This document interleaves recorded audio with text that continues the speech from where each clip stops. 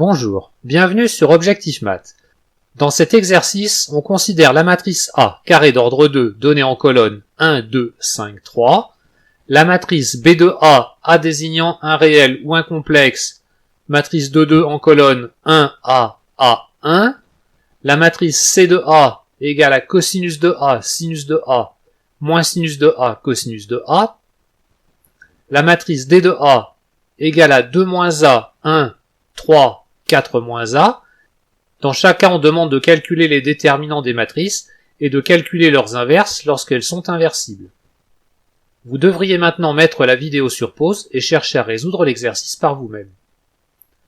On commence avec la matrice grand A, matrice carrée d'ordre 2 égale à 1, 2, 5, 3. Son déterminant est égal à 1 fois 3 moins 5 fois 2, c'est-à-dire égal à moins 7.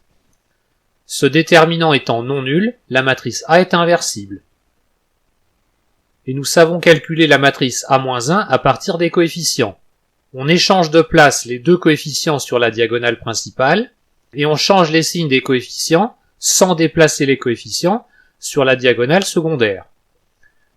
De plus, on multiplie la matrice par l'inverse du déterminant. Donc ici, A-1 est égal à moins 1 septième, multiplié par la matrice de 2 donnée en colonne, 3 moins 2, moins 5, 1. Pour la matrice B de A, donc on considère petit a un réel, ça marcherait aussi avec un complexe. B de A est la matrice donnée en colonne 1A, A1. Son déterminant est égal à 1 fois 1 moins A fois A, c'est-à-dire égal à 1 moins A au carré, qui peut se factoriser en 1 moins A facteur de 1 plus A. Donc ce déterminant est nul seulement si A égale 1 ou A égale à moins 1. Autrement dit, B de A est inversible si et seulement si A n'est ni égal à moins 1 ni égal à 1. Et son inverse est donné par la même formule, 1 sur déterminant de B, multiplié par la matrice obtenue en échangeant les coefficients sur la diagonale principale et en changeant de signe les coefficients sur la diagonale secondaire. Voici une autre façon de calculer le déterminant de B de A. Pour une matrice de 2, vous allez sûrement trouver que c'est une méthode inutilement compliquée, mais il est important de vous habituer à ces opérations, car à partir des déterminants 3, ces manipulations vont vraiment permettre de simplifier les calculs.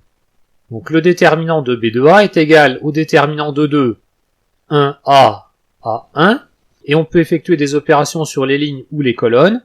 Donc je propose ici d'effectuer l'opération, la colonne 1 devient la colonne 1 plus la colonne 2 qui ne change pas la valeur du déterminant. Donc le déterminant de B de A est égal au déterminant de 2, en colonne 1 plus A et A1. Donc l'intérêt de ce calcul, c'est que maintenant 1 plus A est en facteur dans la colonne 1. Et grâce à la linéarité du déterminant par rapport à la première colonne, on peut factoriser 1 plus A. Donc déterminant de B de A est égal à 1 plus A multiplié par le déterminant de 2, 1, A1. On peut encore effectuer, si l'on veut, une opération sur les lignes ou sur les colonnes. D'une étape à l'autre, on peut changer, donc je propose ici de transformer la ligne 1 en la ligne 1 moins la ligne 2.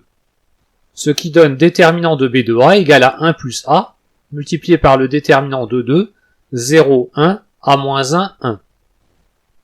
On peut maintenant calculer de façon un petit peu plus simple ce déterminant, et donc le déterminant de B de A est égal à 1 plus A facteur de 1 moins A. Avec la matrice C de A maintenant, on considère A un réel, et C de A la matrice de 2 donnée en colonne, cosinus de A, sinus de A, moins sinus de A, cosinus de A.